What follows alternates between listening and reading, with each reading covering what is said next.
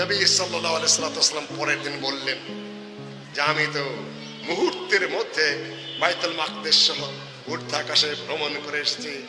Abu Jahl pile সুযোগ, আবু বকর রাদিয়াল্লাহু তাআলা আনহু আল্লাহর নবীর প্রধান সাহাবী, তাকে ডেকে বলছে, এই আবু বকর, তুমি একজন প্রভাবশালী মানুষ, তুমি একজন মানসম্মানের মানুষ, তোমাকে আমরা কোনোদিন বকাঝকা করি না, তোমার গায়ে হাতও তুলি না, তোমার সম্মানের উপর লক্ষ্য করে বলছিলাম না এই লোকটা পাগল, বলছিলাম না এই লোকটা মিথ্যুক, বলছিলাম না এই লোকটা ধোঁকা দেয়।